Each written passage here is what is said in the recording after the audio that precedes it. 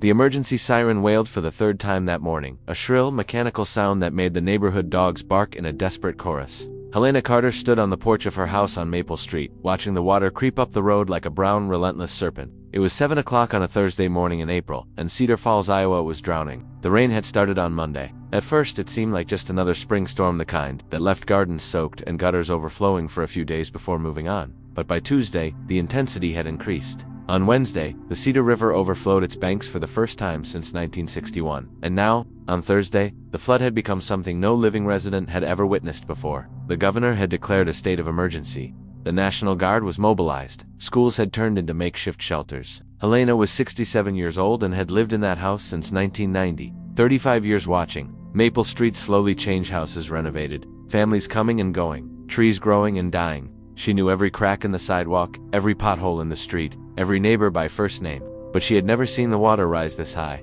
never seen the genuine fear in people's faces as they evacuated their homes with what little they could carry. She held her cell phone to her ear, listening for the 6th time to the automated message from the Blackhawk County Emergency Alert System. The robotic female voice repeated the same instructions with disturbing calm. All residents in zones A and B must evacuate immediately. Proceed to the shelter at Cedar Falls High School. Take only essential documents and medications. Do not attempt to cross flooded areas. Do not return home until authorities declare it safe. Helena ended the call and shoved the phone into the pocket of her faded blue cardigan. She should have been gathering her things and leaving. She should have been driving her old Honda Accord to the school like everyone else. But her feet remained glued to the wooden porch boards, which creaked slightly under her weight. Her eyes were not fixed on the flood advancing across her yard, but on the lot next door. There, separated from her house by a low wooden fence that was half collapsed, was a piece of land that had technically belonged to her for 3 decades. A rectangular plot of about 1,000 square meters, overgrown with tall weeds and wild grass that no one mowed regularly. And at the center of that intentional neglect stood the garage. If you're enjoying this story, leave a like now and subscribe to the channel, because what Helena is about to discover in that garage will change everything she believed about her marriage. Comment below. Have you ever avoided a place for years because of painful memories? Let's go. The damned garage. It was a simple structure, built with wooden boards that were once white but were now gray and peeling. The metal roof had rust stains that looked like open wounds. The 2 small side windows had been broken for years, the shattered glass giving the building an air of total abandonment. The main door was heavy metal, painted army green, with a huge rusted padlock that Helena had placed there herself. On March 30th, 1995, exactly 30 years and 2 weeks ago, Helena closed her eyes for a moment and let the memory flood back. She had been standing in this same spot, on this same porch, when the police car pulled up in front of her house. It was 10:47 a.m. She remembered the time because she had looked at the kitchen clock seconds before hearing the heavy knocks on the door. Thomas had left for work at 6:30. He had a job in Waterloo, about 20 minutes south, brake repair on a delivery truck fleet. Routine work. He said he'd be back for lunch. 2 officers climbed the porch steps that morning. The older one was Richard Kowalski, a man she vaguely knew from the Methodist Church on 5th Street. He had a neatly trimmed gray mustache and was holding his hat in his hands. The younger was a fresh-faced recruit who seemed to struggle to maintain a professional expression while his eyes betrayed deep discomfort. Helena knew before they spoke. There's an expression people make when bringing terrible news, a specific mix of forced compassion and genuine discomfort that's universally recognizable, even if you've never seen it before. Her knees started trembling before Officer Kowalski even opened his mouth to ask if she was Mrs. Thomas Michael Carter. Accident on Highway 218, head-on collision. A drunk driver crossed into the opposite lane on a blind curve at nearly 100 miles per hour. Thomas was hit head-on, instant death. He didn't feel pain.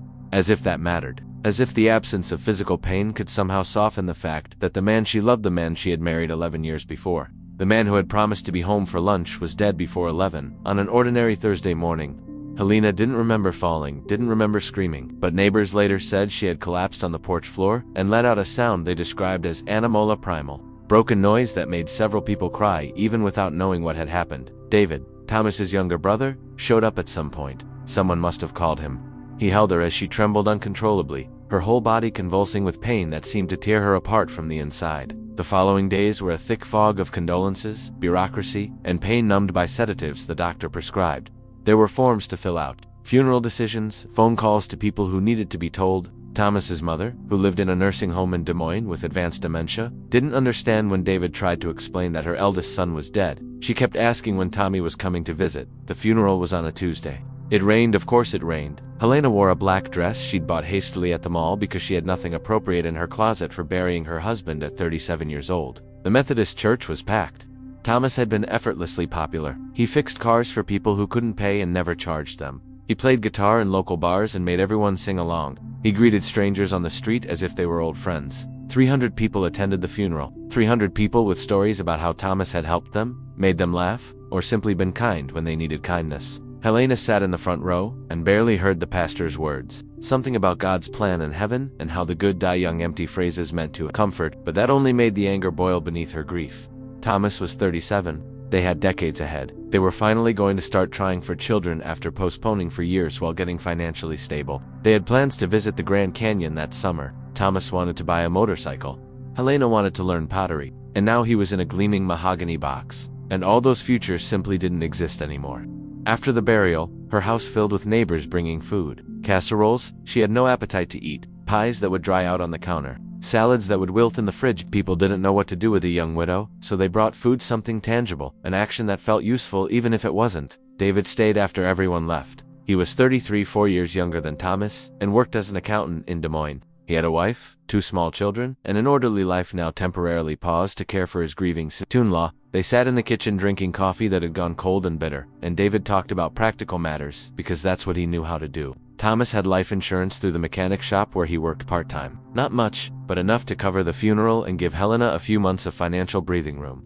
The house was nearly paid off. There were modest savings. Helena thanked him mechanically, but money was the last thing on her mind. She wanted her husband back. Wanted to redo that Thursday morning. Wanted to have held Thomas longer before he left for work. Wanted to have said I love you in a way that meant forever, not just until lunch. In the weeks and months that followed, Helena developed a survival routine. Wake up, coffee, work at the law office where she'd been an executive secretary for 15 years. Home, frozen dinner.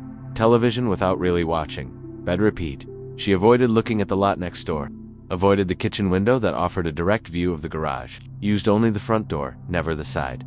The garage stayed locked. Thomas's tools still arranged on the workbench exactly as he'd left them. His guitar still hanging on the back wall. The calendar still showing March 1995. The radio still tuned to the classic rock station he loved. It was an accidental mausoleum, an unintentional shrine to a man who would never return to collect his things. David tried to talk to her about what to do with it, all Thomas's belongings. The wrecked Silverado that had been towed from the crash site, the clothes still in the closet, the vinyl records. Helena always said she wasn't ready, needed more time, always more time. A year passed, then 2, then 5. The sharp pain eventually turned into something more bearable, a chronic sadness she carried like a stone in her chest.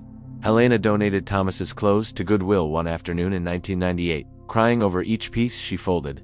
She sold the guitar to a music student at the University of Northern Iowa because she couldn't bear to look at it. She gave the vinyl records to David, but the garage she never touched it. Couldn't, it was too much to ask. Life went on, because life goes on whether you want it to or not. Cedar Falls changed around her. Businesses closed and opened. The old theater was demolished. A Walmart was built on the outskirts. Children grew up. Helena grew old. Her hair darkened from brown to gray to white. Wrinkles formed around her eyes and mouth. She retired from the law office in 2010 at 52, after 28 years there. She dated briefly in 2001 and 2002. David encouraged her, saying Thomas wouldn't have wanted her to spend her life alone. There was Robert, a divorced teacher who talked endlessly about the Civil War. There was Jim, an insurance salesman with onion breath. There was Paul, a kind widower who seemed genuinely interested, but Helena couldn't feel a spark. It was like comparing a 40-watt bulb to the sun. Eventually, she gave up. It was easier to be alone, her days filled with small, comforting activities. Reading mystery novels from the library, doing crossword puzzles from the newspaper, watching Jeopardy! Religiously, attending the gardening club that met on Tuesdays, occasional emails with David, now divorced with adult children who rarely called. It was a quiet life, predictable, safe, and always, the garage remained there, a silent ghost on the neighboring lot. Helena sometimes thought about selling it or demolishing the structure that surely violated safety codes by now, but she never could. It was as if destroying the garage would erase the last tangible trace of Thomas, and even 3 decades later, she wasn't ready for that. Now, in April 2025, standing on her porch watching the historic flood swallow Cedar Falls, Helena realized the decision was being taken out of her hands. The water didn't care about unresolved grief or painful memories. It would rise, invade the garage, destroy everything inside. And for the first time in 30 years, Helena felt a sudden, inexplicable urgency. She couldn't let that happen. Not like this. Not without knowing what was still inside. The water already covered half her backyard. Helena descended the porch steps, the torrential rain soaking her instantly. Her cardigan clung to her shoulders. Her hair, loosened from a messy bun, stuck to her face and neck. The water reached her ankles, then her shins cold and full of debris. Small branches, leaves, trash. A plastic doll slowly spinning in the current. She crossed the space between the two properties, each step a battle against the growing force of the water. The low fence dividing the lots had partially collapsed, its planks floating. The lawn was now a shallow, muddy lake. The water reached her knees when she got to the garage door. The padlock was exactly where she'd left it, rusted, heavy. The key was on a keychain in her pocket, where it had remained for 3 decades, hanging alongside her house keys. Helena had never had the courage to remove it, but had never used it either. Her hands trembled as she tried to fit the key into the corroded lock. It wouldn't go in. The rust had fused the mechanism. Helena tried again, forcing, twisting. The water was up to her thighs now. The current tugged at her legs, trying to unbalance her. She held on to the metal frame and used both hands on the key, turned it with all her strength. With a loud crack and a screech of protest, the padlock finally gave. Helena yanked it off and pulled the metal door. The hinges groaned like something alive and in pain, resisting before finally opening. The darkness inside was absolute and suffocating. The smell of mold, rotten wood, rust, and something sweeter and more unpleasant filled her nostrils. Helena pulled her cell phone from her pocket. The screen was wet but still worked. She turned on the flashlight, the white beam slicing through the thick darkness. The inside of the garage was exactly as she remembered, but worse. Much worse. Cobwebs hung from the ceiling and thick curtains. Thomas's workbench was covered in dust so thick it looked like gray snow. The tools remained organized trenches in order of size, screwdrivers perfectly aligned exactly how he liked them. The calendar on the wall still showed March 1995, the picture of a red Corvette faded and yellowed. The guitar she thought she'd sold was still there, hanging on the back wall. All the strings snapped. The water followed Helena inside, flooding through the open door and cracks in the walls she hadn't noticed before. The level was rising fast, covering the cracked concrete floor. She needed to be quick. But what was she looking for? What was so important that made her risk her life coming back here? Helena swept the flashlight across the room, the beam revealing layers of abandonment and slow decay. Then something caught her eye. In the far corner, where the wall met the floor, there was an irregularity, a section of concrete that looked different, darker, cracked in an odd way. Not like natural age cracks, but as if something had been broken on purpose. She moved closer, the water now waist-high, every movement slow and laborious. The currents tugged at her legs. Debris struck her thighs. She pointed the flashlight directly at the corner. It wasn't just a crack, it was an opening, an uneven hole in the concrete, as if an entire section had been removed and then poorly covered again. And through the murky water beginning to fill the hole, Helena could see something metallic glinting. A box. A military green metal box, the kind used for military equipment or industrial tools. Her heart raced. She didn't remember Thomas hiding anything under the floor. Why would he? Why bury a metal box under the garage concrete? The water was up to her chest now. Helena knew she had minutes, maybe less, before it became too dangerous. But something inside her, an instinct she couldn't explain, screamed that she needed that box. Needed to know what was inside. She knelt in the filthy water, feeling the cold soak through her clothes, and shoved her hands into the hole. The box was wedged between chunks of concrete and packed earth. Helena pulled, her fingers scraping against the rough metal. It wouldn't budge. She pulled harder, using all her body weight. Nothing. Desperate, she looked around and grabbed a screwdriver from Thomas's workbench. She jammed it into the side of the box and used it as a lever. Forced it, pushed. The water was at her shoulders now. Soon it would be at her neck. Soon she'd have to leave or drown. With a wet sucking sound and a screech of metal against concrete, the box finally came loose. Helena fell backward, the water closing over her head for one terrifying second before she surfaced, coughing and spitting dirty water. The box was heavy in her arms, about the size of a shoebox, but much denser. There was a simple padlock on the front, but it was so corroded it snapped when she pulled. The lid resisted for a moment before opening with a groan. Helena aimed the trembling flashlight inside and felt the air leave her lungs. Documents, yellowed envelopes, photographs stained with moisture. And on top of everything, a letter, several folded pages, handwritten. And on the first page, written in a hand she knew as well as her own, was her name. Helena. Just that.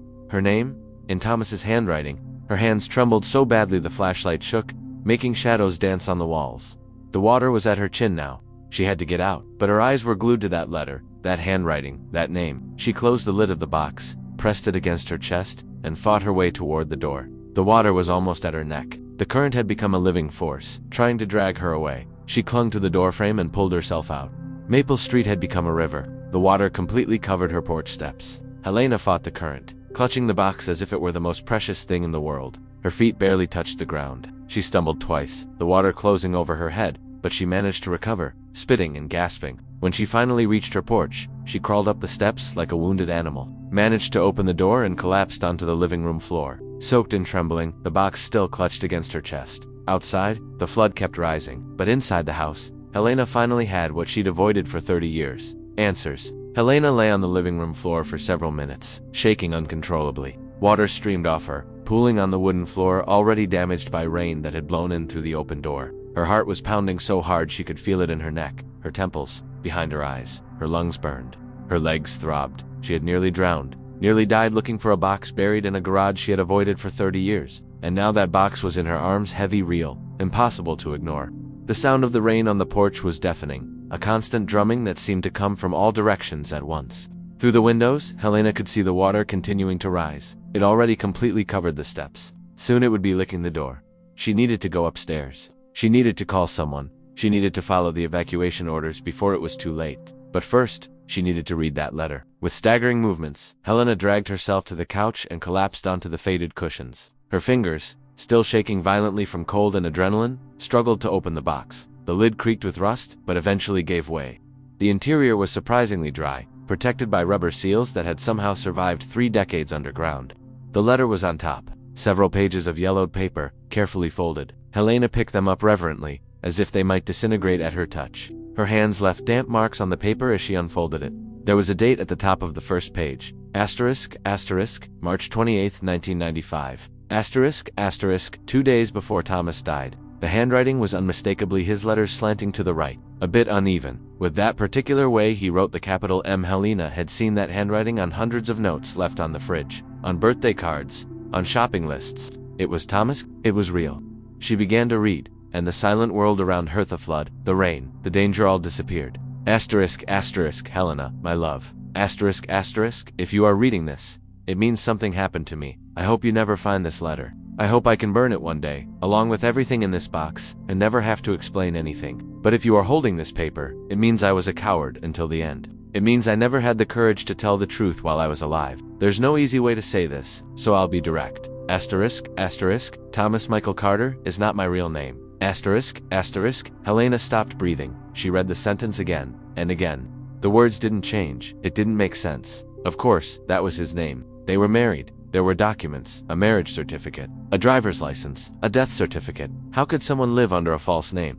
How was that possible? She forced her eyes to keep reading, though part of her wanted to stop, close the letter, throw everything away, and pretend she had never found that box. Asterisk, asterisk, my real name is Daniel Marcus Wolfe. Asterisk, asterisk, I was born in Newark, New Jersey, on June 17, 1958. My father, Marcus Anthony Wolfe, was the kind of man you only know from movies and news reports. He ran operations all along the East Coast. Drugs, mostly cocaine and heroin, coming through the port of Newark, but also other things. Extortion, loan sharking, money laundering. He had judges in his pocket, cops on the payroll, politicians who owed him favors. I grew up in that world. Helena, I grew up thinking it was normal, that every family had armed men at the door, that every father drove a black Cadillac with tinted windows, that everyone had meetings in Italian restaurants where conversations stopped when certain people walked in. Helena felt bile rise in her throat. Thomas, her Thomas, who fixed cars and played guitar and smiled at strangers, had grown up in the mafia. That couldn't be right. It had to be some kind of joke or fantasy, but it wasn't. The date on the letter was real. The handwriting was real. And deep down, in a part of her she didn't want to admit, Helena had always felt there was something Thomas never talked about. A shadow behind his eyes when someone asked about his family. The way he tensed when New Jersey was mentioned. How he never ever wanted to go back to the East Coast, not even for vacation. Asterisk, asterisk, when I was 19. In 1977, I witnessed something that changed everything. Asterisk, asterisk, my father took me to a meeting in a warehouse near the port. He said it was time for me to start learning the real business. I didn't want to go, but you didn't say no to Marcus Wolfe. You simply didn't. There was a man tied to a chair in the middle of the warehouse. Joey Cup. I knew him. He came to dinner at our house, played cards with my uncle, and now he was bleeding and begging while my father walked around him, explaining with terrible calm why loyalty mattered, why stealing from the family was unforgivable. I won't describe what happened next. You don't need those images in your head, but it was brutal. It was slow. And when it was over, my father turned to me, blood spattered on his $3,000 suit, and said, asterisk, asterisk, now you understand. Now you're one of us. Asterisk, asterisk, asterisk, but I wasn't. Asterisk in that moment. Staring at what was left of Joey Calabrese, I knew I could never be. I knew I had to get out. I knew that if I stayed, I'd eventually become something I couldn't bear to see in the mirror. Helena realized she was crying. Hot tears streamed down her face, mixing with the floodwaters still dripping from her hair. She wiped her face with the soaked sleeve of her cardigan and kept reading. The problem was, you don't just walk away, especially not when your last name is Wolf. I knew too much. I had seen too much. My father made that very clear. I had two choices: fully join the family business or disappear forever. And he meant truly disappear, fake death. New identity, never return, never contact anyone from my old life. It took me 2 years to arrange everything. 2 years working for my father, doing what he told me, hating every second. But during that time, I made contact with someone. I can't say who, even now, even dead. But this person had connections, knew how to make people disappear the right way. New birth certificate, new social security number, fake school records, fabricated job references, everything backdated, everything verifiable if someone checked. In March 1979, Daniel Wolf officially died in a fire in an apartment in Hoboken. The body belonged to a homeless man who had overdosed, but the dental records were altered. There was a small funeral. My mother cried. My father seemed genuinely sad, which surprised me. My younger brother Anthony gave a speech. And 3 days later, Thomas Michael Carter bought a Greyhound bus ticket to Des Moines, Iowa. The farthest place from Newark I could imagine. A place where no one knew the Wolves, where I could be nobody, where I could start over. Are you enjoying this story? Leave a comment and tell us, do you believe people can truly change their past? Engage with us. Helena had to stop reading for a moment. Her head was spinning. Thomas was Daniel. Daniel Wolf.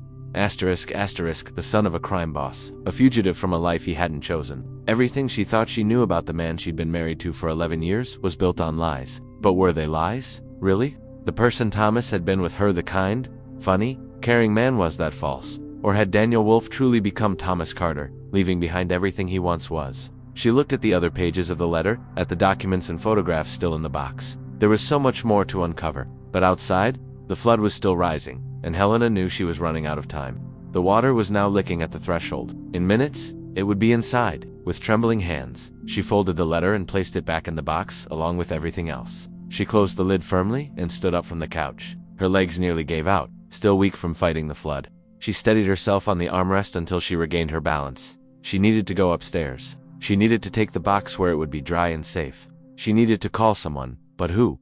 David was in Des Moines. All her neighbors had evacuated. Emergency services had told everyone to go to the high school, but Helena knew she couldn't drive now, not with the street completely submerged. She walked toward the stairs, each step careful on trembling legs. The box was heavy in her arms, but she wouldn't let it go. Not now, not after everything. She climbed the stairs slowly, holding the banister with one hand. The upper floor had 3 small bedrooms and a bathroom. The master bedroom at the front, the guest room that never had guests, and a tiny office where Helena kept her bookshelf and an old computer desk. She entered the master bedroom and carefully placed the box on the bed. The window faced Maple Street, and Helena allowed herself to look outside for the first time since she came in.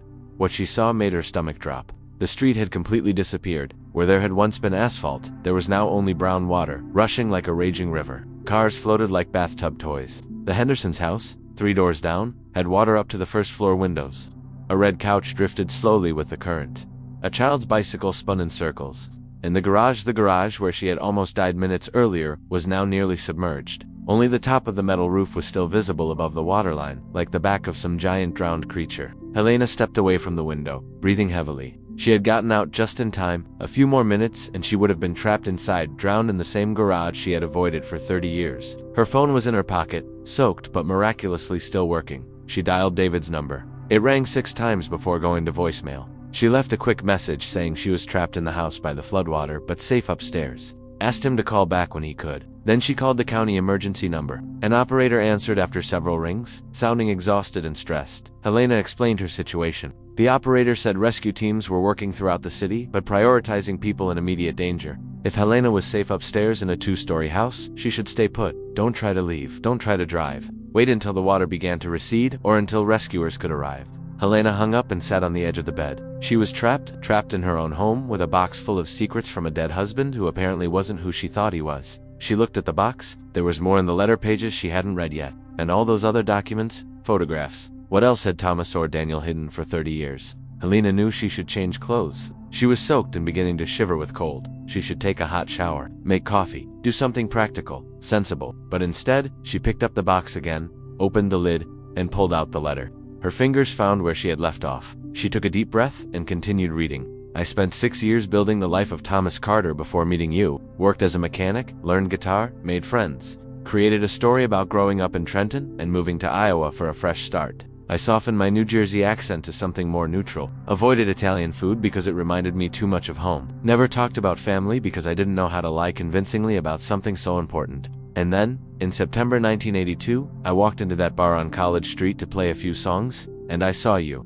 You were sitting with friends, laughing at something, your brown hair falling over your shoulders, and a smile that lit up the whole room. I played Take It Easy, and you sang along, knowing every word. After the show, you came up to the bar, and we made eye contact, and it was like getting punched in the gut. Like falling off a cliff. Like waking up from a long dream, and realizing everything before that moment had just been waiting. I fell in love with you that night, Helena, completely, irrevocably, and it terrified me. Because I knew getting involved with you was dangerous. The closer we got, the more vulnerable I became. Serious relationships mean meeting families. They mean public records like marriage licenses. They mean leaving trails that could be followed by people still looking for me. My father had accepted my death, but others hadn't. There were debts Daniel Wolf was supposed to pay, businesses he was supposed to inherit, and there were people in the family who never fully believed the fire story. My cousin Vincent was always suspicious. He had contacts across the country, resources to investigate, but I couldn't stay away from you. I tried. God knows I tried. After that first night, I told myself I wouldn't call, that I'd leave you alone, that it was too dangerous, but you called me first. Remember? You got my number from the bar owner and called 2 days later to ask if I wanted to have coffee. And when I heard your voice on the phone, all my resolve fell apart. I said yes. Helena remembered. Of course she did. She had been 24 and not usually that bold. But there was something about that man, that deep-eyed musician, who played guitar like he was telling secrets that made her want to risk rejection. She'd asked the bar owner, Mr. Patterson, who was a friend of her father's, for his number, and called before she could overthink it. They'd had coffee at a cafe on Main Street, talked for 4 hours. Thomas told stories about growing up in New Jersey, about how he'd always wanted to live somewhere smaller and quieter, about his love of cars and music. He asked about her life, genuinely interested, listening in a way that made Helena feel like every word mattered. She fell in love slowly, then all at once. And when Thomas asked to see her again, and again, and again, she thought she was building something real and solid and lasting. She was, but on a foundation of lies. Our relationship progressed quickly. You met David, my younger brother, who was actually a friend from Des Moines, who agreed to play along with my cover story. Everything you knew about my family was carefully constructed. My parents had died in a car accident when I was young. No close relatives. Essentially an orphan. Alone in the world. You felt sorry for me. Said we'd build our own family, just us, and whoever came along after. When I proposed to you in July 1983, it was the most selfish and the most sincere thing I ever did. Selfish because I knew the risks. I knew I was putting you in potential danger just by being with me, but sincere because every word I said was true. I loved you. I wanted to spend my life with you. I wanted to grow old by your side. We married in June 1984. It was the happiest day of my life. You looked beautiful in that simple white cotton dress. We both cried during the vows. David was my best man. Your best friend, Rebecca, was maid of honor. 40 people in that small Methodist church, small and perfect. For years, I lived in constant fear that someone would find out, that my past would catch up to our present. But years went by and nothing happened. I began to believe it had worked. That Daniel Wolf was truly dead and buried. That Thomas Carter could have a future. And then, 2 weeks ago, everything changed. Helena felt her heart race. Her hands gripped the paper so tightly the edges crumpled. What had happened 2 weeks before Thomas died? What had changed? On March 14, 1995, a man walked into the garage where I worked. He was driving a black Buick with New Jersey plates. Asked me to look at the engine, said it was making strange noises. I didn't think much of it at first, just another customer. But when I bent down to look under the hood, he said, "You look a lot like someone I used to know, a guy named Danny Wolf." My blood froze. I straightened and looked at him for real for the first time. Sal Marconi. One of my father's enforcers. I'd seen him a few times as a teenager. Older now, with gray hair and deep wrinkles, but unmistakably Sal. I told him he was mistaken. My name was Thomas Carter. Always had been. He smiled a humorless smile and said, "Sure, Thomas Carter. What a coincidence. Because Danny Wolf died in a fire 16 years ago. But you know, they never found much of the body. The teeth matched. But I always wondered." I said nothing, just looked at him, trying to keep my face neutral. Sal went on, "Look, I'm not here to cause trouble. I'm old. Retired from the business years ago, live in Florida now. Passed through Iowa visiting a daughter, and recognized your face on a business card at a restaurant. Got curious. So I came to check." He leaned in, lowered his voice. Your father's alive, Daniel. And he always knew. Always. Helena dropped a letter into her lap. Always knew. Thomas's father, Marcus Wolf, knew Daniel was alive all along. Knew and did nothing. That didn't make sense. Why let him go? Why pretend to believe this staged death? She forced her eyes back to the paper, needing to understand. The words on the page blurred as tears filled Helena's eyes. She blinked them away fiercely, refusing to stop now. The flood still raged outside the water, probably already on the first floor, but none of it mattered. Everything that mattered was on these yellowed pages, in the handwriting of a man she thought she knew. Sal saw my expression and nodded, said my father had known from the start that there was no way Danny Wolf could have simply vanished without Marcus knowing exactly where he was. But my father made a decision. He let me go. Let me have my new life. Not out of kindness, Sal quickly clarified, but out of pragmatism. I knew too much, had seen too much. If they tried to drag me back by force, I could become a bigger liability dead than alive. Besides, Sal said, my father had 2 other children. Anthony, my younger brother, had gone Elin on the family business and showed real talent for it. And my sister, Gabriella, had married a connected man from Brooklyn, solidifying key alliances. Marcus didn't need Daniel, not anymore. But now, Sal told me, things were changing. There were federal indictments, RICO investigations, old alliances falling apart. And Anthony, my brother, was dead gunned down outside a restaurant in Hoboken 3 months earlier. My father's getting old, Sal said. He's 72 and not in good health. And with Anthony gone, he's looking back, reevaluating things. He wants to make peace with you, Daniel. Wants to see you one last time before he dies. I asked if it was a trick, a trap. Sal shook his head. He said my father was genuinely ill, that the doctors were giving him maybe 6 months, he said. Marcus was different now, softer, thinking about legacy and family and all those things men think about when facing death. Sal gave me a phone number. He said to call if I changed my mind. He said it was my choice. It always had been. Then he got into the black Buick and drove out of my life. I stood in that shop for an hour after he left, just staring at that piece of paper with 10 digits written in pen. The past I had buried was resurfacing, whether I wanted it to or not. Helena had to stop again. Her mind was racing. Thomas had discovered that his past had found him 2 weeks before he died. 2 weeks of keeping that secret from her. 2 weeks of knowing that his carefully constructed identity could collapse at any moment. Why hadn't he told her? Why hadn't he said anything? She kept reading, searching for answers. In the days that followed, I couldn't think about anything else. I'd watch you in the kitchen making dinner and think, she deserves to know. I'd watch you laugh at something on TV and think, how can I destroy this piece? I'd watch you sleeping beside me and think, if I tell her, everything changes. Because you see, Helena, I knew that if I told the truth about who I was, about where I came from, you would look at me differently. How could you not? Our entire marriage was built on a fundamental lie. Thomas Carter didn't exist. I invented him from scratch, and the person you loved was fiction. Except he wasn't. That's what I tried to tell myself. Daniel Wolf was who I used to be. Thomas Carter was who I became. And Thomas Carter was real. He was the truth of who I wanted to be, free from the weight of the Wolf surname and everything that came with it. But that was just rationalization, wasn't it? I was both. I am both. And you deserved to know both. I decided I would tell you. On our 11th anniversary in June, I would take you to that restaurant you like, the one with the river view, and after dinner, I would tell you everything, where I really came from, who my father was, why I hid, and then I would let you decide if you could forgive 11 years of lies. But then, 5 days ago, on March 23rd, something happened that changed everything again. Helena looked at the date, March 23rd, a week before Thomas died. What could have happened? I received a letter. It had no return address, just a Newark postmark. Inside was a photograph and a short note. The photograph was of you, Helena. You're leaving the law office where you work. It was taken from a distance with a telephoto lens, but it was clearly you. I recognized your blue cardigan, the one you wear constantly. I recognized your purse. The date was stamped in the lower corner, March 22nd, 1995.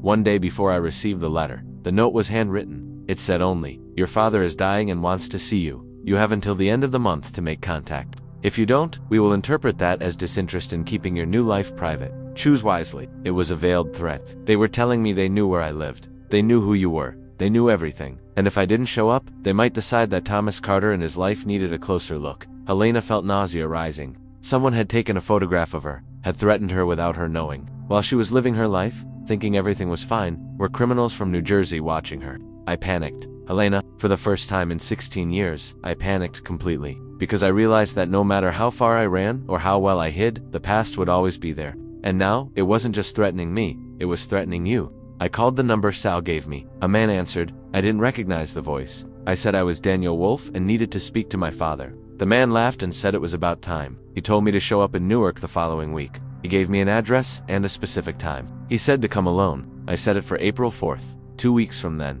That would give me time to get my things in order, to decide what to tell you. to maybe, finally, settle this once and for all. But the more I thought about it, the more I realized I didn't have good options. If I went to Newark, I would be stepping into their territory. It could be a trap. It could be a genuine reconciliation. There was no way to know. And if it wasn't, if I simply ignored the threat and kept living my life, well, they had already shown they could reach you. The photograph made that very clear, so I made a decision. I decided to go. I decided to face my father one last time, to make peace if possible, or at least make it clear that Thomas Carter was no longer a problem for anyone, that I was out of that life for good and would never return. But first, I wrote this letter, and I gathered all the documents that proved who I was. Birth certificates, both the real and the fake. Photographs from when I was Daniel Wolf, records of the identity change. Information about my father and the family, everything. I hid it all in this box under the garage concrete, because I knew that if anything happened to me, you would need answers. You would need to know the truth. And this letter is my last chance to tell that truth, even if I didn't have the courage to do so when I was alive. Helena's hands were shaking so badly now she could barely hold the paper. Thomas had planned to go to Newark. He had planned to face his past, but he died before he could. He died on a Thursday morning in a crash on Highway 218. Or did he? The thought flashed through Helena's mind like lightning, making every nerve in her body fire. What if it hadn't been an accident? What if the collision hadn't been caused by some random drunk driver, but by someone who wanted to make sure Daniel Wolf never made it to Newark? She flipped quickly to the last page of the letter, needing to read the rest. If you're reading this, Helena, it means I didn't make it. It means something went wrong. Maybe the accident was just an accident. Maybe I was reckless. Maybe it was just terrible bad luck. Or maybe not. I don't want you to live in fear. I don't want you looking over your shoulder constantly or doubting every stranger you see, but I need you to be cautious. If something feels wrong, trust your instincts. And if anyone ever approaches you asking about Daniel Wolf or about me in ways that seem suspicious, don't engage. Go straight to the police. In this box, you will find all the documents that prove my true identity. There is also an envelope with $5,000 in cash, savings I kept separate over the years as an emergency fund. Use it if you need to. Use it to move, to disappear, to hire protection, for whatever is necessary. There is a phone number on a separate sheet in this box. It belongs to a man named Robert Chen. He was the one who helped me create the identity of Thomas Carter in 1979. He can help you too, if necessary. If things get dangerous, call him. Tell him you are Helena Carter and that Daniel Wolf asked you to get in touch. He will know what to do. And finally, Helena, I want you to know this. Every moment I spent with you was real. Every laugh, every conversation, every plan for the future, everything was true. Thomas Carter may have been an invented name, but the man who loved you was not invented. That was the real me. The person I became when I was finally allowed to choose who to be.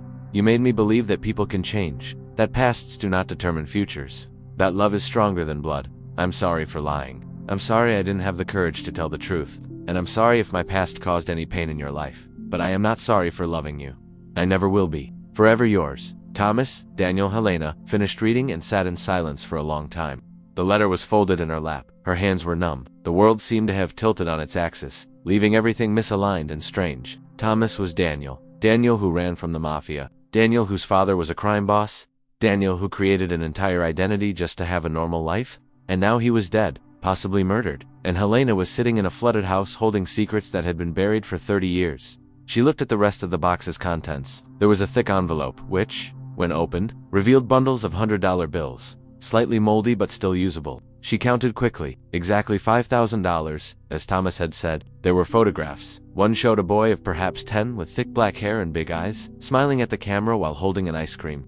The back read, Danny, summer of 1968. It was Thomas, unmistakably, but younger, with features she would recognize anywhere. Another photograph showed a family. An older man in an expensive suit, gray hair slicked back, severe expression, a beautiful woman with dark hair styled in an elaborate bun, 3 children, 2 boys and 1 girl. The older boy was clearly Thomas, or Daniel, maybe 15. The younger looked about 11. The girl was between them, perhaps 13, already showing the beauty she would inherit from her mother. Wolf, family, 1973, the back read, his family. Thomas's real family, whom she had never met and never knew existed. There were documents. An original birth certificate for Daniel Marcus Wolf, born June 17, 1958, at Newark Beth Israel Medical Center. A fake birth certificate for Thomas Michael Carter, born on the same date in Trenton. Social security cards. Both school records showing Daniel attending public schools in Newark until 1977, then nothing. And there was a newspaper article, yellowed and brittle, dated March 28, 1979.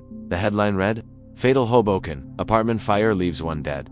The article described a fire in an apartment complex that killed a 20-year-old man identified as Daniel Marcus Wolf. The cause of the fire was determined to be a lit cigarette combined with alcohol intoxication. The body was identified through dental records. Survivors include his parents, Marcus and Catherine Wolfe of Newark, and his siblings Anthony and Gabriella. Helena stared at the article. Everything had been meticulously planned. The staged death, the substitute body, the altered records. How much money and how many connections did it take to make something like this work?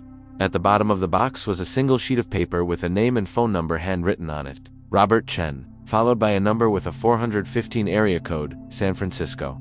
The man who had helped Daniel disappear, and who could supposedly help Helena if she needed it. And finally, there was another photograph, this one more recent. It showed Thomas, or Daniel, sitting in the garage Helena had just entered. He was at the workbench, surrounded by tools, smiling at the camera, but his eyes looked sad, haunted by something not visible in the image. On the back, in Thomas's handwriting, it said, "For Helena, if you find this, know that every moment was real." March 1995. He had taken that photograph shortly before he died. Shortly before he buried this box under the concrete. He knew he might not come back. He knew he was risking everything. And then he died in a crash that everyone assumed was an accident. Helena put everything back in the box carefully and closed the lid. Her mind was working quickly now, processing information, making connections she perhaps shouldn't be making. Thomas was scheduled to go to Newark on April 4th. He died on March 30th, 5 days before the scheduled meeting. The police said a drunk driver crossed into the opposite lane and hit Thomas's vehicle head-on. The driver was dead too. No witnesses, just wreckage and death on a bend of Highway 218. But what if it wasn't an accident? What if someone wanted to make sure Daniel Wolfe never reached Newark? Or what if it was a message from his father, showing he still had control, that he could still reach across distance? Helena realized she was entering dangerous territory, conspiracy, but after reading that letter, after discovering that her entire life with Thomas was built on secrets, how could she simply accept that his death was random bad luck? She needed to know more. She needed to find out the truth about what really happened on that March morning 30 years ago. But first, she needed to get out of this house before the flood drowned her, along with the secrets she had just unearthed. Helena stood up, grabbed the box, and walked to the window again. The water was definitely on the first floor now. She could hear objects floating and banging against walls downstairs. Her furniture, her memories, her life slowly being destroyed by forces she couldn't control. But she had survived worse destructions than this. She had survived her husband's death. She had survived 30 years of mourning. And now, upon discovering that everything she thought she knew was a lie, she would survive this too. Because Helena Carter, or Helena whoever she was, now had questions. And she wouldn't rest until she got answers. Even if it meant digging up secrets better left buried. Even if it meant confronting a past that had been carefully hidden for 3 decades. Her phone rang, making her jump. It was David, she answered. And before she could say anything, his worried voice filled her ear. He had seen news about the flood. He was driving to Cedar Falls. Now, he would arrive in 2 hours. Was she okay? Was she safe? Helena looked at the box in her hands. At the photographs of a family she had never known existed. At the letter written by a man she thought she knew, but who was a complete stranger. "I'm fine," she said, her voice surprisingly steady. "I'm trapped upstairs, but I'm safe." "Stay there," David said. "Don't try to leave. I'll find a way to get to you." She promised she would stay. She hung up and sat back down on the bed, the box in her lap. Thomas's younger brother, who was actually a friend who agreed to be part of the charade. For 30 years, he had kept the secret too. For 30 years, he had looked Helena in the eye and perpetuated the lie. She should be angry. She should be furious. But all she felt was a deep, penetrating weariness, and a curiosity that burned stronger than any other emotion. Who was Thomas Carter? Really? Or Daniel Wolfe? Or whoever this man was? And more importantly, why did he really die? Helena had 2 hours before David arrived. 2 hours to decide what to do with the information she had. Tell him, confront him for having lied for decades. Or keep it secret just as Thomas had, burying the truth so deeply it would never see the light of day again. She looked out the window once more. The flood was beginning to stabilize, the level no longer visibly rising, although it was still dangerously high. The sun was trying to break through the clouds for the first time in days, casting a gray, pale light over the devastated landscape. Outside, the garage was almost completely submerged now. Only the tip of the metal roof was still visible, like a headstone marking where secrets had been buried for 3 decades. But the secrets were out now. They were in the metal box in Helena's arms. They were in the yellowed pages of Thomas's letter. They were in the photographs and documents and mold-stained money. And Helena had a choice to make. Leave the past dead and buried, as Thomas had clearly wished when he decided to become someone else. Or unearth the truth, no matter how painful or dangerous it might be. Helena closed her eyes and took a deep breath. When she opened them again, her decision was made. She was going to find out the truth. All of it, no matter how long it took. No matter where it led her. No matter what it destroyed in the process. Because after 30 years of living with a lie, Helena Carter deserved to know the man she had truly loved, even if that man had never existed.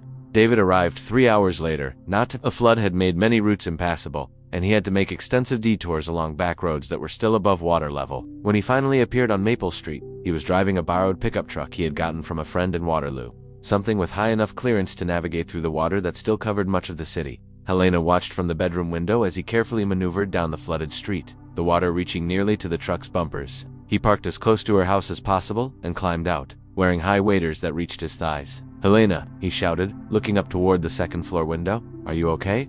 She opened the window. "I'm fine, but I can't come down. The first floor is completely flooded." David looked around, assessing the situation. "I'll get a ladder." "Do the Hendersons have one?" "The Hendersons have one," Helena said, "but they evacuated. It's locked." David nodded to show he understood and began wading toward the Hendersons' house. Helena watched him disappear around the side of the house and return a few minutes later carrying an aluminum ladder he must have found unlocked in their basement. He positioned it against Helena's house, testing the stability before starting to climb. When his head came level with the window, Helena saw he had aged in the months since they had last seen each other. David was 57 now, hair almost completely white, deep lines around his eyes and mouth. He was thinner than she remembered, more tired, carrying the weight of a difficult divorce and adult children who rarely called.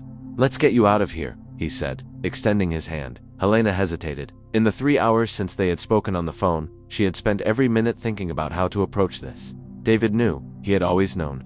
He had been part of the lie from the beginning, but now was not the time for confrontation. Now was the time for survival. Questions could wait until they were on safer ground. She took the metal box, which she had wrapped in plastic bags for extra protection, and passed it through the window to David. He took it with a curious expression. "What's this?" he asked. "Something important," Helena said. "I'll explain later." She passed a small backpack she had packed with essential clothes, medications, and personal documents. Then she followed, climbing carefully through the window and down the ladder with David's help. The water was cold against her legs, even through the pants she had put on. She held onto David's shoulder for balance as they waded toward the truck. The current was still strong, pulling at their feet, trying to unbalance her. Debris floated everywhere. She saw what appeared to be a child's bicycle, a kitchen chair, piles of soaking clothes, a trash basket, parts of a fence. David helped her into the truck, then placed the box and the backpack on the back seat. He walked around and got in on the driver's side, started the engine, and began to maneuver carefully out of Maple Street. "The high school is serving as a shelter," he said. "We can go there, or you can come stay with me in Des Moines for a few days, until this gets sorted out." Helena didn't answer immediately. She was staring out the window, watching her house disappear in the side mirror. 35 years living there, half her life. And now she was leaving, possibly for the last time, depending on how severe the damage turned out to be. But the house was only a structure, wood and brick and flaking paint. It wasn't the house that mattered, it was what had been buried next to it, the secrets she had unearthed. "Des Moines," she said finally. "Let's go to your house, we need to talk." David gave her a sidelong look. "Talk about what?" Helena touched the box on the back seat. "About Thomas and about who he really was." David's face visibly drained of color. His hands gripped the steering wheel so hard his knuckles went white. He said nothing for a long moment, focusing on the road, navigating through water that gradually grew shallower as they moved away from the river. "What did you find?" he asked at last, his voice carefully neutral. "Everything," Helena said. "I found everything." David swallowed. "Where?" "Buried under the garage floor. In a metal box. He left a letter, documents, photographs, money, everything." David drove in silence for several minutes. They left Cedar Falls, passed the city limit sign, and got onto the road heading south toward Waterloo and then Des Moines. The sky was gradually brightening, clouds parting to reveal patches of blue. The storm had passed, leaving destruction in its wake. "I always knew he had left something for you to find," David said eventually. "In case something happened, he told me he had done it, but he never told me where or what exactly. Said it was better I didn't know." "Safer, safer," Helena repeated bitterly. "For whom? For you? For me? Because I spent 30 years not knowing my husband was a liar, that I was married to someone who didn't really exist."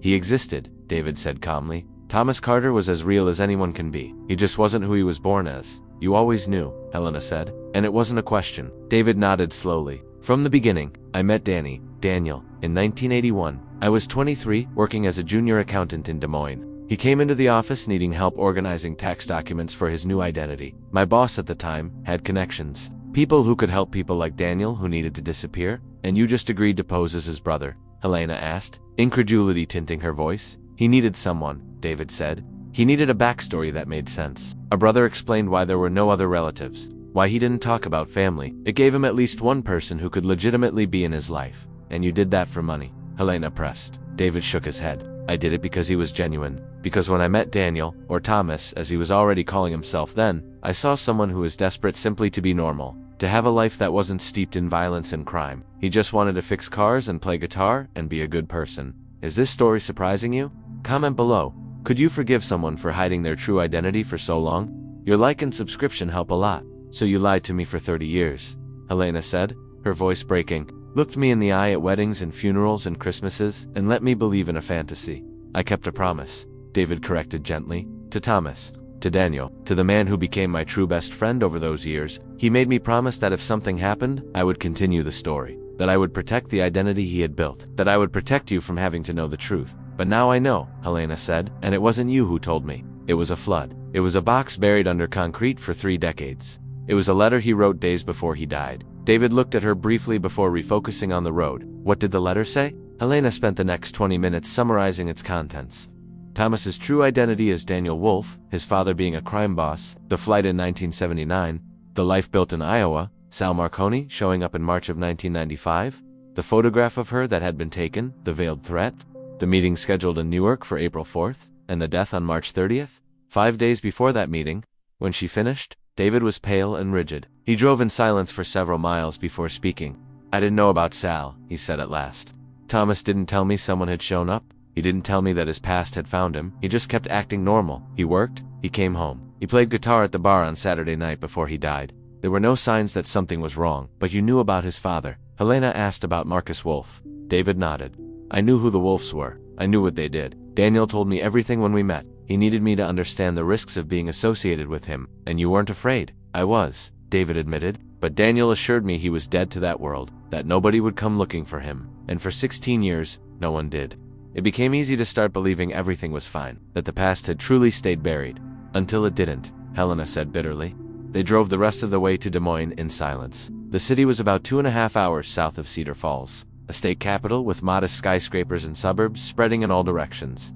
David lived in a small single-story house on the west side, a 50s bungalow he had bought after the divorce. Simple, functional, lonely. He parked in the driveway and helped Helena carry her things inside. The house smelled of old coffee and solitude. There were dishes in the sink, mail piled on the kitchen table, a rumpled throw on the living room sofa, suggesting where David had slept recently instead of his bed. You can use the guest room, he said, pointing down a short hall. It's not much, but it has a clean bed. Helena nodded her thanks and carried the metal box to the room. It was small and simple, with a single bed, an old dresser, and a window overlooking the backyard. She put the box on the bed and sat beside it, suddenly exhausted. Adrenaline had kept her going through the flood, through the discovery, through the trip to Des Moines. But now, safe and dry, everything hit her at once.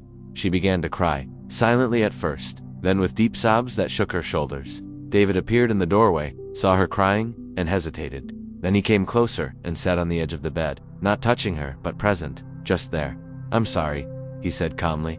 I'm sorry for all of this. I'm sorry for lying. I'm sorry that Thomas had to live with this secret. I'm sorry you had to find out this way. Helena wiped her face with her hands. Do you think it was an accident? She asked abruptly. His death. Do you really believe it was just bad luck?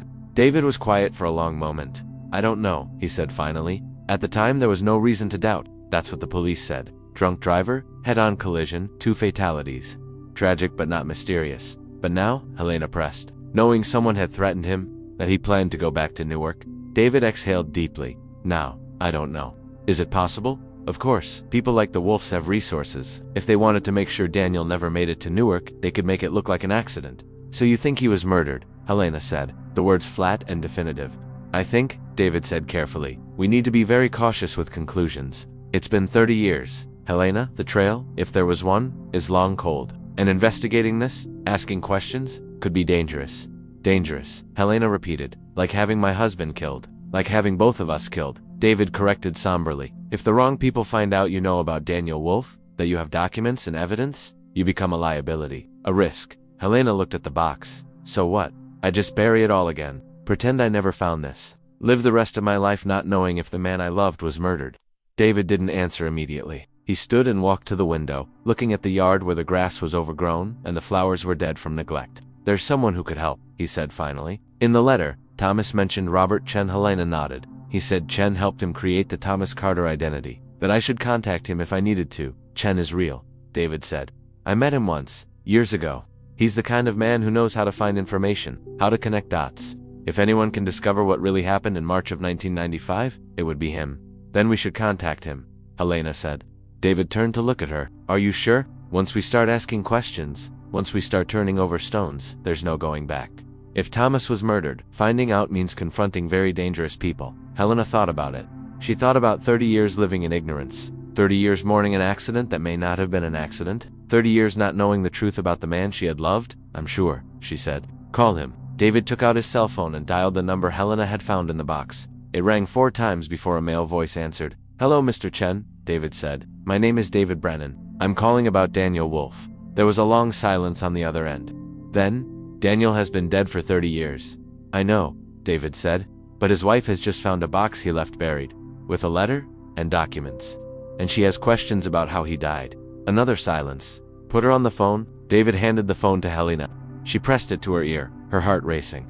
Hello, Mrs. Carter, the voice said, formal but not hostile. I'm sorry for your loss. Daniel was a good man who deserved a better life than the one he was born into. Thank you, Helena said. Mr. Chen, I need to know the truth. My husband died in a car accident in March of 1995, but his letter suggests it may not have been an accident. Can you help find out what really happened? Chen was quiet, so long that Helena thought the call had dropped. Then, investigating Daniel's death after all this time would be complicated and potentially dangerous. Are you sure you want to open that Pandora's box? It's already open, Helena said, looking at the metal box beside her. Literally. Now I need to know what's inside. She could hear Chen breathing on the other end, thinking, finally, I need to see the documents. Everything Daniel left, and I need to know exactly what the letter said. Can you come to San Francisco? Helena looked at David, who nodded. I can, she said. As soon as possible, Chen said. If the wrong people find out you have these documents, 67 years old or not, you will be in danger. The call ended, and Helena handed the phone back to David. His hands were trembling again, but this time not from cold or shock. It was fear. True icy fear that she had just unleashed something she could not control. He wants me to go to San Francisco, she said. Then let's go, David said. I'll buy tickets for tomorrow. Helena shook her head. No, I'll go alone. Absolutely not. David began to protest. You have a life here, Helena said firmly. Work, responsibilities. And you've already risked enough for me, for Thomas, for all these years. This is my burden to carry now. David started to argue, but stopped when he saw the determination on her face. When Helena Carter decided something, there was no dissuading her. At least let me pay for the ticket, he said eventually, and call me when you arrive. And every day you're there, promise me. I promise, Helena said. She spent the rest of the day resting and planning. David booked a morning flight from Des Moines to San Francisco. Helena packed the metal box carefully, wrapping it in clothes for protection. She wasn't going to let it out of her sight. That night, lying in the unfamiliar bed in David's guest room, Helena couldn't sleep. Her mind kept returning to Thomas, to Daniel, to the man who had been both and neither. She thought about all the small things that now made sense. How he never wanted to take pictures, how he got nervous around police, how he always paid in cash when possible, how he avoided airports and trips that might require showing identification. She had attributed all that to personality quirks. Now she realized they were survival habits of a man living under a false identity, and she thought about that last morning, March 30th, 1995. How he had kissed her longer than usual. How he had said I love you in a way that sounded like a farewell. Did he know? That morning? Going to work? Did he know something bad might happen? The letter suggested he did. He knew the risks. He knew his past had found him. He knew dangerous people were watching, and he went anyway, because that's what he did. Because Thomas Carter, or Daniel Wolf, or whoever he was fundamentally someone who confronted problems instead of running. Helena finally fell asleep around 3 in the morning and dreamed of a flooded garage and a buried box and a man who had 2 names but only 1 face. And in her dream he was alive and smiling, that crooked smile that had made her fall in love 33 years ago. But when she reached for him, he vanished like smoke, leaving only cold water and darkness. The flight to San Francisco departed at 7 in the morning, and Helena spent the 3 hours and 40 minutes watching clouds through the small oval window. She had never enjoyed flying, and this flight was no exception. Each turbulence made her stomach drop. Each change in engine sound made her wonder if something was wrong. But she kept the metal box firmly in her lap, wrapped in a canvas bag David had lent her. The flight attendant offered to stow it in an overhead compartment, but Helena politely declined. She was not letting it out of her sight. San Francisco International Airport was chaotic when she landed at 9:40 local time. Crowds moving in all directions, announcements echoing over loudspeakers, the smell of coffee and airport food mixing in the recycled air. Helena oriented herself slowly, following signs for baggage and then exit. Robert Chen had said to meet him outside Terminal 3, holding a tablet with her name. She saw him immediately. An Asian man of perhaps 65, gray hair cut short, wearing wire-framed glasses and a simple gray suit. He held an iPad showing Helena Carter in large letters. She approached slowly, studying him. Chen saw her too and nodded in recognition. "Mrs. Carter," he said, extending his hand. His grip was firm, his expression neutral and professional. "Thank you for coming. My car is in the garage." They walked in silence through the airport chaos to a parking garage, where Chen had left a discreet gray Toyota sedan. There was nothing flashy or memorable about the car or about Chen. He was the kind of man who disappeared into crowds, who didn't leave a strong impression. Probably exactly what you wanted when your job was helping people disappear. Once in the car, Chen drove out of the garage into the traffic confusion of San Francisco. "My office is in Russian Hill," he said. "It'll take about 20 minutes with this traffic." "Okay," Helena said. She watched the city pass by the window.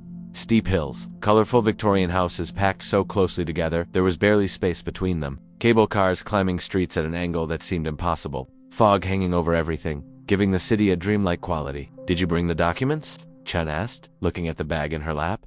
"I brought everything," Helena confirmed. "The letter, photographs, documents, the money, everything that was in the box." Chen nodded. "Good. I'll need to examine everything carefully, but first I need to ask a few questions." To understand the full context, they spent the rest of the ride talking. Chen asked about the flood, about how Helena found the box, about exactly when Thomas had died, and the circumstances. Helena answered as best she could, reciting details she thought she'd forgotten, but which returned with surprising clarity. Chen's office was in an old 3-story building wedged between 2 taller buildings. There was no sign outside, no indication it was even a business, just a black door with a number, 847. Chen unlocked it and climbed a narrow staircase to the 2nd floor, where his office occupied the whole floor. It was a surprisingly modern space considering the age of the building. Clean white walls, polished dark wood floors. 3 large computer monitors on an L-shaped desk, files organized on metal shelving, a window overlooking the street below. Chen motioned to a leather chair in front of the desk. "Please, sit. Coffee, tea, coffee, if it's not a problem," Helena said. She hadn't slept well and needed caffeine to keep her mind sharp. Chen prepared 2 cups using a professional espresso machine in the corner. He handed one to Helena and sat behind the desk, fingers interlaced in a contemplative pose. "Let me explain who I am and what I do," he began. "Officially, I am a risk management consultant for international companies.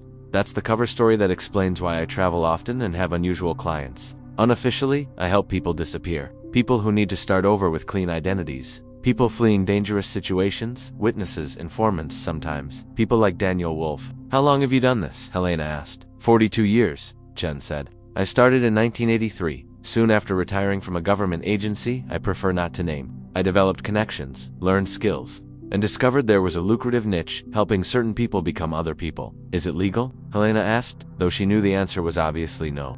Chen smiled slightly. "No, but it's also not particularly illegal if done correctly. I don't forge government documents. I facilitate connections with people who can.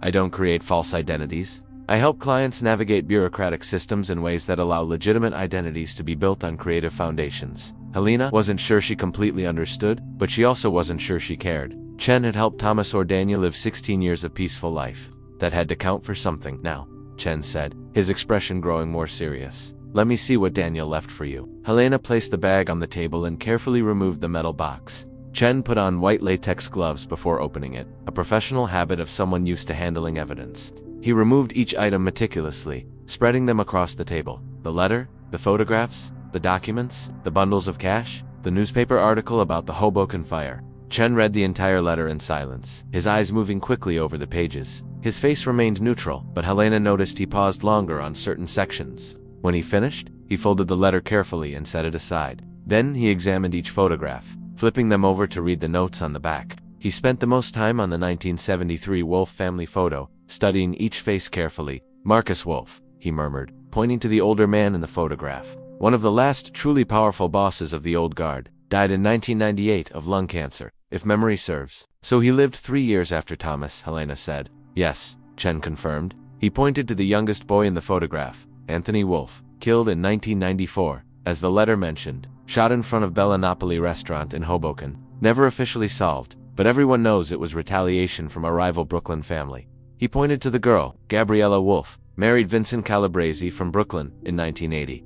Vincent was climbing quickly in the Calabresi family hierarchy. The marriage was strategic, strengthening alliances. "You knew these people?" Helena asked. "I knew about them," Chen corrected. "My work requires knowing key players in certain communities. The Wolves were significant players in East Coast operations during the 70s and 80s.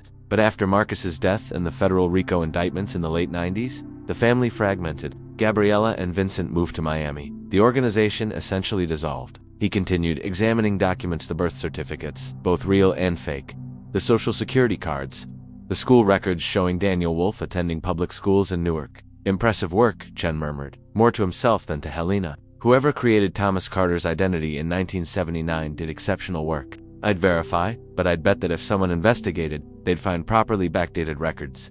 Birth certificate filed in Trenton, social security card properly issued, even school history in schools that actually existed. Was it you? Helena asked. Did you create the identity? Chen shook his head. No. In 1979 I was still working for the government and wasn't in this business yet, but I know the work of the man who did. A man named Leonard Vasquez. He was the best in the late 70s and early 80s. Died in 1987. Heart attack. He set the documents aside and focused on the letter again, rereading specific sections. His brows furrowed. This visit from Sal Marconi, he said, on March 14, 1995.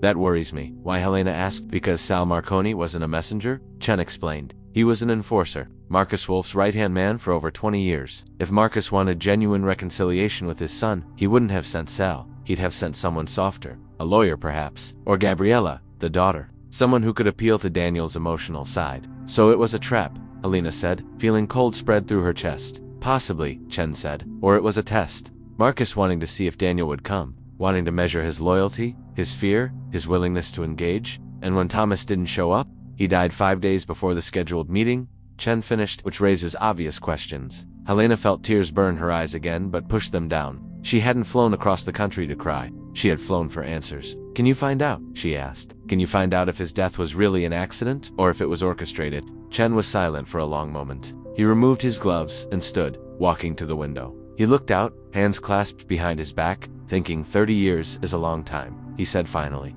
trails go cold, people die, memories fade, records are lost or destroyed. He turned to face her, but it's not impossible. There are still things I can check, people I can contact, records I can access through unconventional channels. What would you need? Helena asked. Time, Chen said, and access to information about the accident, police reports, autopsy records, details about the other driver, anything you have from the original files. Helena shook her head. I don't have anything. I never requested copies of the reports. I just believed what the police told me at the time. Then I'll obtain those records, Chen said. Iowa keeps records of fatal accidents. I can access them. It will take a few days, but it's possible.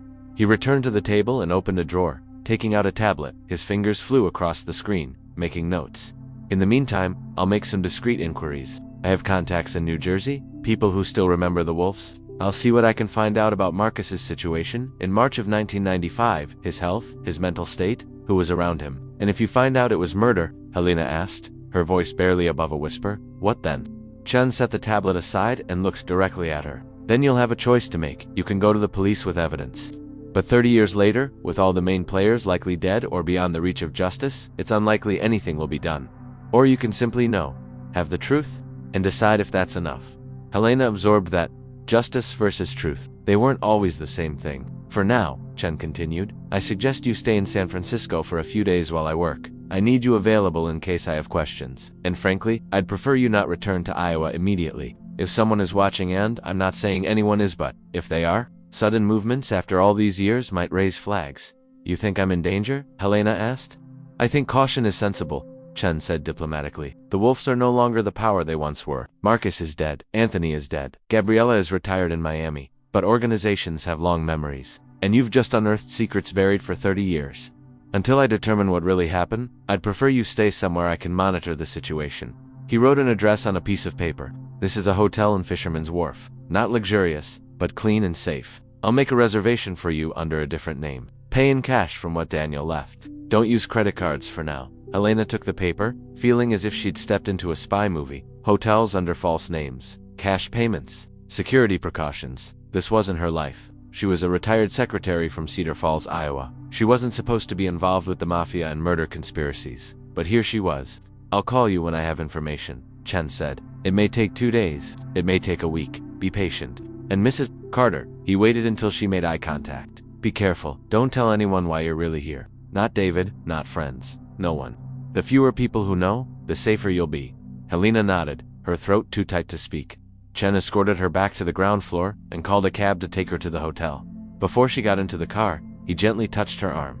Daniel was good, he said quietly. I've met many people over the years seeking new identities. Most are running from the consequences of their own actions, but Daniel was running from a fate he never chose. He deserved the life he built with you. He deserved to be Thomas Carter. He deserved to be happy. Thank you, Helena whispered. Then she got into the cab and watched Robert Chen disappear in the rearview mirror as the driver navigated the steep streets of San Francisco. The hotel was exactly as Chen described. Not luxurious, but clean and functional. An old brick building with 20 rooms spread across 3 floors. The manager, an older man with a thick Russian accent, barely looked at her as she paid cash for a week in advance using the name Chen had provided, Margaret Brennan.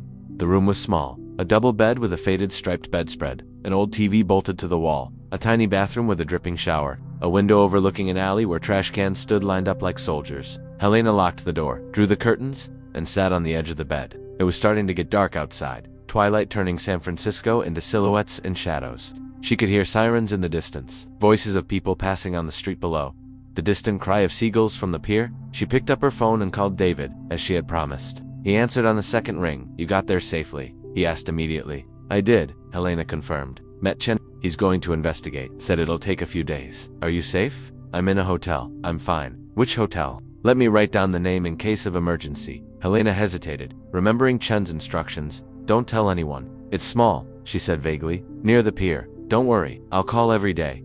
There was a pause on the other end. David knew she was hiding something but was too wise to push. All right, but please, be careful. And if you need anything at all, call me immediately. I promise, Helena said. They talked for a few more minutes about nothing important, then said goodbye. Helena took a long shower, letting the hot water wash away days of stress and fear. Then she put on clean clothes and went down to a Chinese restaurant she'd seen on the corner. She ate fried noodles and eggplant with garlic, sitting alone in a cracked red vinyl booth, watching other diners. Families, couples, solitary souls like her, were reaching the end of this incredible story. Do you think Helena will uncover the truth about Thomas's death? Share your theory in the comments, and don't forget to like and subscribe to the channel. Let's go to the end together. She returned to the hotel at 8, locked herself in the room, and tried to watch TV, but she couldn't focus. Her mind kept returning to Thomas, to Daniel, to the man who had been both. How many times during their marriage had he almost told her? How many times had the words been on the tip of his tongue but he swallowed them, keeping the secret buried deep? And what must it have been like for him, living constantly in fear that the past would catch up, looking over his shoulder, avoiding cameras, keeping a low profile, never fully relaxing because Daniel Wolf was never truly dead, just to sleep.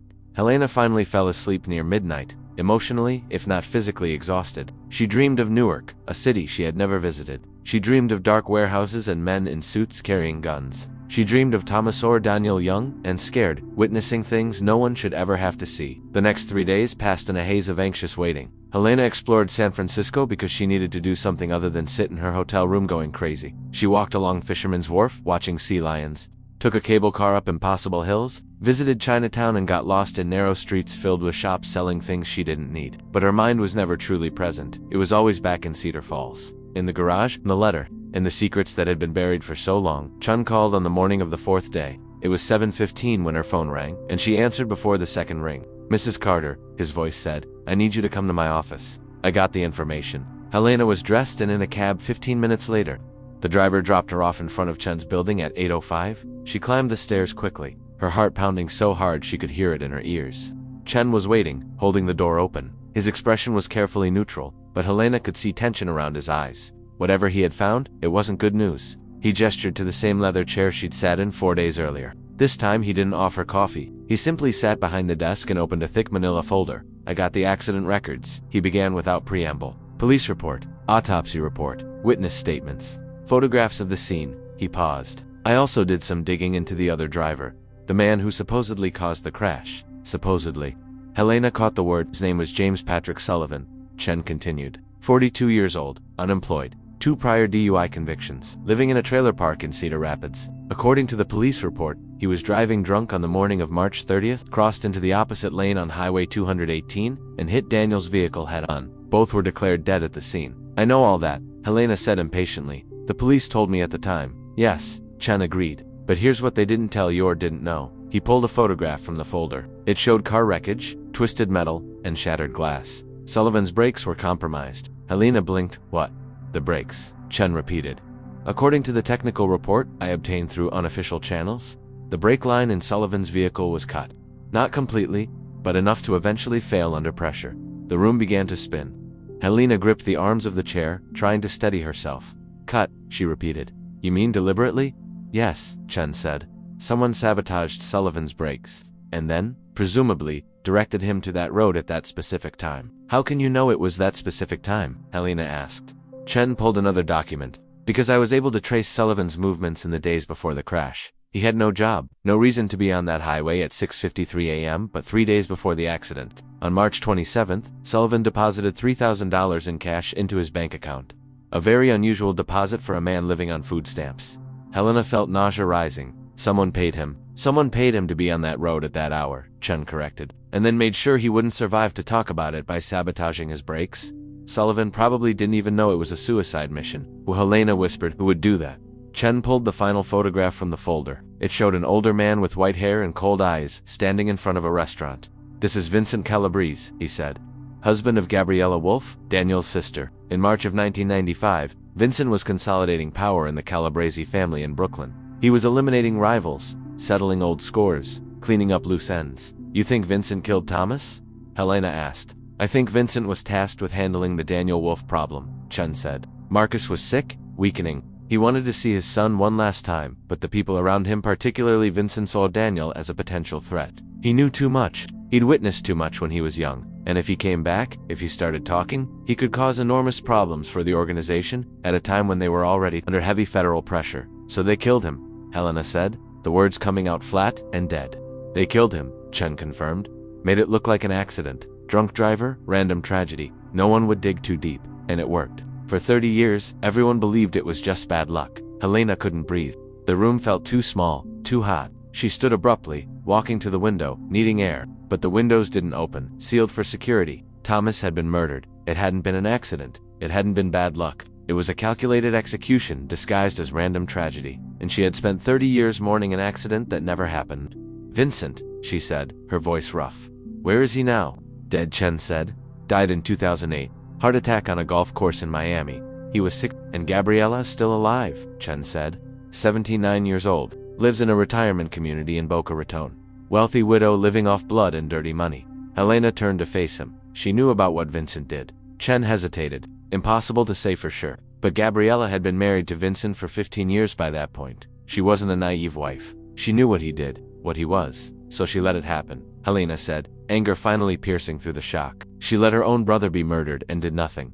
Gabriella made a choice, Chen said calmly. She chose her husband over her brother. She chose survival over sentiment. I'm not saying it's right, only that it's what happened. Helena stood at the window for a long time, processing everything. 30 years of lies. 30 years of not knowing her husband had been murdered. 30 years of people moving on with their lives while the truth remained buried. What can I do? She finally asked. With this information, what can I do? Chen closed the folder. Honestly, very little. Vincent is dead. Marcus is dead. The people who ordered Daniel's death have been beyond the reach of justice for a long time. You could go to the Iowa police with all this, but 30 years later, with evidence that came through questionable channels, I doubt they'd reopen the case. And even if they did, who would they prosecute? So they win. Helena said bitterly. They killed him and got away with it. They died eventually, Chen said.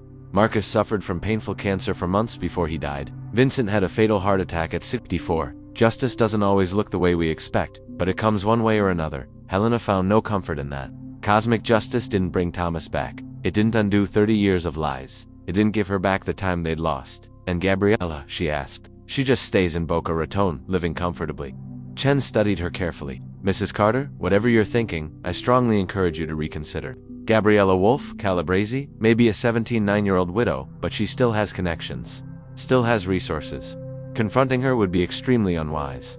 I'm not going to confront her, Helena said. But even as she spoke, part of her wondered if she was telling the truth. She spent another hour in Chen's office, going through documents, asking questions, trying to understand every detail. When she finally left, the sun was high in the sky, casting sharp shadows over the streets of San Francisco. Helena walked aimlessly for hours, processing, thinking, feeling, anger, sadness, betrayal, relief, at finally knowing the truth mixed with horror at what that truth revealed. Thomas had been stolen from her. Not by accident, not by bad luck, by the deliberate choice of people who valued power over human life.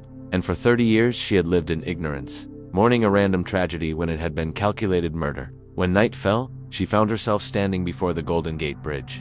The massive structure gleamed under floodlights, red-orange against the dark sky. Fog rolled across the bay, making everything seem ethereal and unreal. Helena thought about jumping, not seriously, but with the passive ideation of someone completely crushed. It would be so easy. Climb the fence. Let herself fall. End the pain and confusion and anger burning in her chest. But no, Thomas wouldn't want that. Daniel wouldn't want that. The man who had been both had fought so hard to live, to have a normal life, that throwing it away seemed like the final insult to his memory. She returned to the hotel late that night, exhausted, but she couldn't bring Thomas back. She couldn't undo the past. She couldn't prosecute the dead for their crimes. But she could honor him by living, truly living, not just surviving as she had for 3 decades. The next morning, Helena flew back to Des Moines. David picked her up at the airport, seeing immediately that something had changed. She was quieter, more determined, carrying herself differently. In the car, she told him everything, every detail Chen had uncovered. The break, sabotage, the payment to Sullivan, Vincent, and Gabriella, the murder disguised as an accident. David listened in silence, his hands gripping the steering wheel so tightly his knuckles turned white. When she finished, he pulled over to the shoulder and just sat, staring through the windshield. "I should have known," he finally said, "should have suspected. But I didn't. I just believed what I was told." "We all did," Helena said. "That's what made it convincing." They drove the rest of the way in silence. When they reached David's house, he made tea, and they sat in the kitchen as the afternoon turned to evening. "What are you going to do now?" David eventually asked. Helena thought about it. What would she do? Go back to Cedar Falls and rebuild her flood-damaged house? Move on, pretending she didn't know what she knew? Bury the truth again as it had been buried for 30 years? "I'm going to live," she finally said. "Truly live. Travel. Maybe. See the Grand Canyon that Thomas and I never got to see. Learn pottery like I always wanted. Stop existing in the shadow of a ghost and start existing in the light." "And Gabriella?" David asked quietly. Helena was silent for a long time. She thought about the woman in Boca Raton, the sister who betrayed her brother, the wife who chose a monster over family. She has to live with her choices. Helena finally said, "Just like all of us. I won't seek her out. I won't confront her, but I also won't carry the weight of her sins. She can live or die with her own conscience." It was almost true, but not completely. Because part of Helena, a small dark part she didn't want to acknowledge, wanted Gabriella to know. Wanted the old woman in Florida to know that someone knew the truth. That the secrets were no longer buried, but that would be a battle for another day. Maybe never. For now, Helena had the truth. And for the first time in 30 years, that would have to be enough. 3 months later, in July 2025, Helena Carter stood at the edge of the Grand Canyon watching the sun rise over one of the world's natural wonders. The sky exploded in oranges and pinks and purples, painting ancient rocks in colors that looked otherworldly. She had driven here alone, renting a car in Phoenix and making the 4-hour trip through the Arizona desert. It was something she and Thomas had planned to do in the summer of 1995. Now, finally, she was doing it. But not alone. Not really, because in her bag she carried a small box. And in that box were ashes. Chen had helped locate Thomas's or Daniel's grave in Cedar Falls, had helped arrange a discreet exhumation, and now Helena had what remained of the man she had loved. She opened the box and scattered the ashes over the canyon's edge, watched them catch the wind, dancing and swirling before vanishing into the vastness. "You deserved to be free," she whispered. "You deserved to live without fear, and now you are. Now we both are." A tear rolled down her cheek, but she was smiling. For the first time in 30 years, she was truly smiling, because Helena Carter, 67-year-old widow from Cedar Falls, Iowa, had discovered something she hadn't expected to find in the flooded garage. Not just secrets about the past, but permission to have a future. And so ends the story of Helena and Thomas. If this journey touched your heart, leave your like, subscribe to the channel, and share it with someone who needs to believe that it's never too late to uncover the truth and start again. Thank you for watching to the end.